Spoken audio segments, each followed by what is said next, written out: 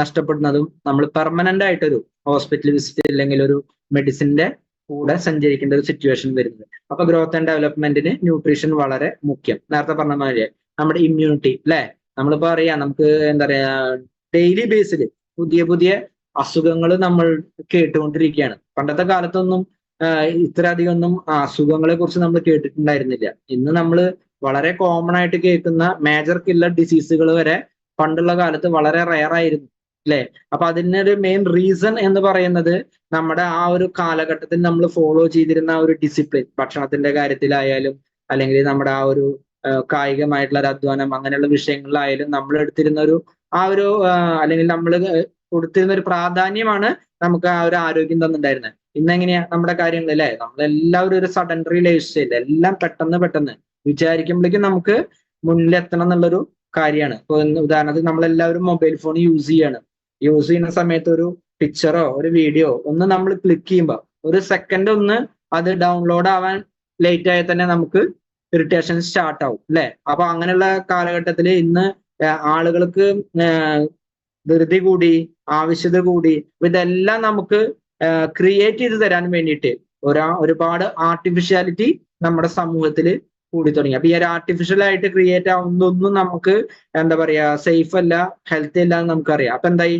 നമ്മുടെ ഇമ്മ്യൂണിറ്റി സിസ്റ്റത്തിനെ അത് ഡാമേജ് ആക്കാൻ തുടങ്ങി. പണ്ടുള്ള കാലത്ത് അസുഖങ്ങൾ വരുന്നത് തന്നെ റയർ, വന്നു കഴിഞ്ഞാൽ തന്നെ നമുക്ക് അറിയാല്ലേ ഒരു ഭാഗത്ത് ഒരു ഹോസ്പിറ്റലിൽ ഒരു ഡോക്ടർ അത്ര ഉണ്ടായിരുന്നുള്ളൂ. ഇന്ന് നമുക്കറിയാം ഓരോ പേരിനും അല്ലെങ്കിൽ ഓരോ അസുഖത്തിനും ഓരോ ഡോക്ടർ എന്നുള്ള രീതിയിൽ നമ്മുടെ സമൂഹം അത്രയും ഇന്ന് ഇതായി കഴിഞ്ഞിരിക്കുകയാണ്. കാരണം എന്താ വെച്ചാൽ നമ്മൾ അത്രത്തോളം അല്ലെ, ഇപ്പൊ ഒരു വെയിറ്റ് ചെയ്യാൻ സമയമില്ല, ഇപ്പൊ ഇന്നൊരു വിഷയത്തിന് അതിന് ഇന്ന സ്പെഷ്യലിസ്റ്റ് വേണം, അങ്ങനെയുള്ള ഒരു മൈൻഡ് സെറ്റിൽ നമ്മൾ കാര്യങ്ങൾ ചെയ്യുന്നത് കൊണ്ട് തന്നെ അത് നമ്മുടെ ആ ഒരു ആരോഗ്യത്തിനാണ് ഏറ്റവും കൂടുതൽ ബാധിച്ചത്. അപ്പൊ ഇമ്മ്യൂണിറ്റി നമുക്ക് ഇല്ലാതെ ആവുമ്പോഴാണ് മേജർ ആയിട്ടുള്ള എല്ലാ ആരോഗ്യ പ്രശ്നങ്ങളിലേക്കും നമ്മൾ എൻ്റർ ആവുന്നത്. നേരത്തെ പറഞ്ഞ വേണ്ടി ഡീടോക്സിഫിക്കേഷൻ അല്ലെ, നമ്മുടെ ശരീരത്തിൽ നിറയെ അഴുക്കുകൾ, നമുക്കറിയാം നമ്മുടെ ഉള്ളില് ടോക്സിക്സ് മെറ്റീരിയൽസ് എങ്ങനെയൊക്കെയാണ് ഉണ്ടാവുന്നതെന്ന് അറിയാം. നമ്മൾ കുടിക്കുന്ന വെള്ളം, ശ്വസിക്കുന്ന വായു, കഴിക്കുന്ന ഭക്ഷണം, എന്ത് പറയണം, നമ്മളെ മൈൻഡ് ഡിസ്റ്റർബ് ആവുന്ന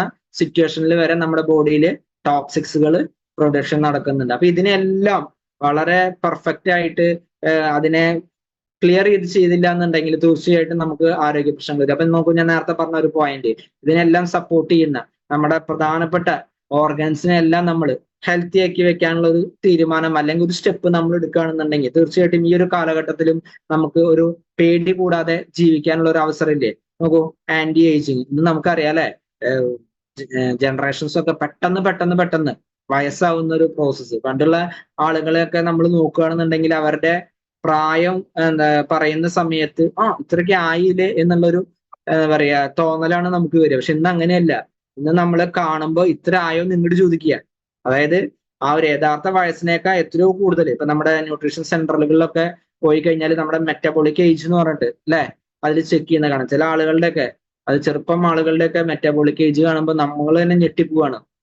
അത്ര അധികം നമ്മുടെ ബോഡി നമുക്ക് എന്താ പറയാ കോപ്പറേറ്റ് ചെയ്യാത്തൊരവസ്ഥയായിരിക്കും, അല്ലെങ്കിൽ നമ്മളായിട്ട് സ്വയം അതിനെ ഡാമേജ് ചെയ്ത് കൊണ്ടിരിക്കുന്ന ഒരു സിറ്റുവേഷൻ ആണ് പോകുന്നത്. അപ്പോൾ ആന്റി ഏജിങ് എന്ന് പറയുന്ന ആ ഒരു പ്രോസസ്സിന് ന്യൂട്രീഷൻ വളരെയധികം നമ്മൾ സപ്പോർട്ട് ചെയ്യുന്നുണ്ട്. കറക്റ്റ് ആയിട്ടുള്ള ഒരു ഭക്ഷണ രീതി, കറക്റ്റ് ആയിട്ട് ന്യൂട്രീഷൻസ് ഒക്കെ എടുക്കുന്ന ആളുകളെ നമുക്ക് ഈ ഒരു പ്രോഗ്രാമില് ഇപ്പൊ നിറയെ കോച്ചസിനെ നമുക്ക് കാണാം അല്ലെ. അപ്പൊ അവരൊരു ബിഫോറും ഇപ്പോഴും കാണിക്കുന്ന സമയത്ത് എക്സാക്ട്ലി നമുക്ക് തിരിച്ചാണ് ഫീൽ ചെയ്യുക. അന്ന് ചിലപ്പോൾ അവർക്ക് 35 വയസ്സായിരിക്കും ഉണ്ടായിരിക്കുക, കാണുമ്പോൾ ഒരു 50 വയസ്സ്. ഇന്ന് 50 വയസ്സുകാരെ കാണുമ്പോൾ ഒരു 35 വയസ്സ്. അപ്പൊ അവിടെ നമുക്ക് എന്താ നടക്കുന്നത് വെച്ചാൽ ആന്റി ഏജിങ് ഒരു ന്യൂട്രീഷന്റെ ഏറ്റവും വലിയൊരു സപ്പോർട്ടാണ്. നമ്മളെല്ലാവരും സുന്ദരന്മാരും സുന്ദരികളും വളരെ എനർജറ്റിക്കും ആക്റ്റീവായിട്ടിരിക്കണം എന്ന് ആഗ്രഹിക്കുന്ന ആളുകളാണല്ലേ. അപ്പൊ തീർച്ചയായിട്ടും അതിനുവേണ്ടി നമ്മൾ ന്യൂട്രീഷനിലാണ് ഫോക്കസ് ചെയ്യേണ്ടത്. അപ്പൊ increasing energy level and vitality അല്ലെ. അപ്പൊ നമുക്കറിയാം എനർജി എവിടെ ഉണ്ടോ അവിടെയാണ് എന്താ പറയാ ആളുകൾ ഉണ്ടാവുള്ളൂ, അവിടെ ആ ഒരു ഭാഗത്തേക്കാണ് നമുക്ക് അട്രാക്ഷൻ ഉണ്ടാവുള്ളൂ. അതുപോലെ തന്നെ നമ്മുടെ വൈറ്റാലിറ്റി, ഇത് രണ്ടും വളരെ ഇമ്പോർട്ടന്റ് ആയിട്ടുള്ള ഒരു ഘടകമാണ്. അപ്പൊ ഇത് നമുക്ക് എന്താ പറയാ മെയിൻറ്റെയിൻ ചെയ്യണമെന്നുണ്ടെങ്കിൽ, അല്ലെങ്കിൽ നമ്മൾ ആഗ്രഹിക്കുന്ന രീതിയിൽ ഒരു പെർഫോമൻസ് അല്ലെങ്കിൽ ഒരു എന്താ പറയാ ആക്റ്റീവ്നെസ് എല്ലാം നമുക്ക് കിട്ടണമെന്നുണ്ടെങ്കിൽ തീർച്ചയായിട്ടും നമുക്ക് ന്യൂട്രീഷൻ വളരെ ഇമ്പോർട്ടന്റ് ആയിട്ടുള്ള ഒരു ഘടകമാണ്.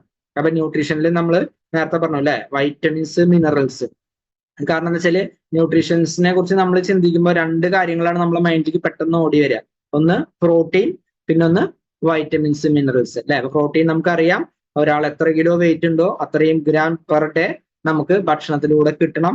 അതുപോലെ തന്നെ നമുക്കറിയാം നമ്മുടെ ശരീരത്തിന്റെ tissue formation, growth and development, അതായത് എ ടു സെഡ് തലമുടി മുതൽ കാൽനകം വരെ നമുക്ക് പ്രോട്ടീൻ ഇല്ലാതെ ഫങ്ഷൻ ചെയ്യില്ല. അതായത് നമ്മൾ ഉദാഹരണം പറയുന്നത്, ബിൽഡിങ്ങിന് സിമന്റ് എങ്ങനെയാണോ സ്ട്രെങ്ത് കൊടുക്കുന്നത് അതുപോലെ നമ്മുടെ ബോഡിക്ക് പ്രോട്ടീൻ സ്ട്രെങ്ത് തരുന്നുണ്ട്. അപ്പോൾ ആ പ്രോട്ടീൻ പോലെ തന്നെ വൈറ്റമിൻസ്, മിനറൽസ് നമുക്ക് വളരെ മുഖ്യം. കാരണം എന്താ വെച്ചാൽ മില്ലിഗ്രാം അളവിലാണ് നമുക്ക് ഇതിനെ മെയിൻറ്റെയിൻ ചെയ്യേണ്ട ആവശ്യമുണ്ട്. പക്ഷെ നമുക്ക് നമ്മൾ ധാരാളം ഭക്ഷണം കഴിക്കുന്ന ആളുകളാണ്, എന്നിട്ട് പോലും നമുക്ക് അത് കറക്റ്റ് ആയിട്ടുള്ളൊരു മാനേജ്മെന്റ് നടത്താൻ പറ്റുന്നില്ല. ഇപ്പൊ കൊറോണ കാലഘട്ടത്തിലൊക്കെ നമ്മൾ ഏറ്റവും കൂടുതൽ കേട്ടിരുന്ന എന്താണ്, വൈറ്റമിൻ സിയുടെ ഇമ്പോർട്ടൻസ് അല്ലെ.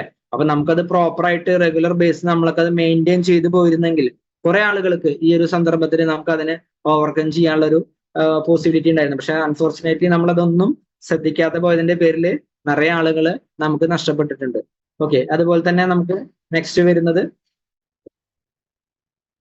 നമ്മുടെ വേൾഡ് ഹെൽത്ത് ഓർഗനൈസേഷൻ പറയുന്നത് നമ്മുടെ ഭക്ഷണ രീതിനെ എങ്ങനെ ബാലൻസ് ചെയ്യണം എന്നുള്ളതാണ്. ഇപ്പൊ നമുക്ക് നെക്സ്റ്റ് സ്ലൈഡിൽ കറക്റ്റ് ആയിട്ട് അതിനെ കാണിച്ചു തന്നിട്ടുണ്ട് അല്ലെ. നമുക്കൊരു 30% ഫാറ്റ്, 30% പ്രോട്ടീൻ, 40% കാർബോഹൈഡ്രേറ്റ്, ഈ ഒരു കോമ്പിനേഷൻ അതിൽ തന്നെ നമുക്ക് പറയുന്ന നിരവധി കാര്യങ്ങളുണ്ട്. നല്ലൊരു എക്സസൈസ് ഓറിയന്റഡ് ലൈഫ്, വാട്ടർ ഇൻടേക്കിന്റെ ഇമ്പോർട്ടന്റ്, അതുപോലെ തന്നെ റെസ്റ്റ്, അതുപോലെ തന്നെ അല്ലെ ഗുഡ് ഫാറ്റിന്റെ ഇമ്പോർട്ടൻസ്. ഫാറ്റിൽ തന്നെ ഗുഡും ഉണ്ട് ബാഡും ഉണ്ട്. അപ്പൊ അതിൽ ഗുഡ് ഫാറ്റ് നമ്മൾ കറക്റ്റ് ആയിട്ട് എടുക്കേണ്ടതിന്റെ ഇമ്പോർട്ടൻസ്, അങ്ങനെ നിരവധി കാര്യങ്ങളാണ് ഈ ഒരു കമ്മ്യൂണിറ്റി ഈ ഒരു പ്രോഗ്രാമിലൂടെ ഇതിൽ കണക്ട് ആയിട്ടുള്ള ആളുകൾക്ക് വേണ്ടിയിട്ട് പറഞ്ഞു കൊടുക്കുന്നതും അവർക്ക് ആ ഒരു മെത്തേഡിലൂടെ ആരോഗ്യത്തിലേക്ക് കൊണ്ടുവരികയും ചെയ്യുന്നത്. അപ്പൊ ഈ ഒരു ഓപ്പർച്യൂണിറ്റിയിൽ ഇവിടെ ഈ ഒരു പ്ലാറ്റ്ഫോമിൽ ഇന്ന് ഇവിടെ വന്ന് സംസാരിക്കാനും നിങ്ങളോട് ഈ അറിവുകളെല്ലാം ഷെയർ ചെയ്യാനും ഉണ്ടായ ഒരു റീസൺ, അല്ലെങ്കിൽ എനിക്ക് കിട്ടിയ ഒരു അവസരം എന്ന് പറയുന്നത് ഈ പ്രോഗ്രാമിലൂടെ എനിക്ക് കിട്ടിയ ഒരു ഹെൽത്ത് റിസൾട്ട് തന്നെയാണ്.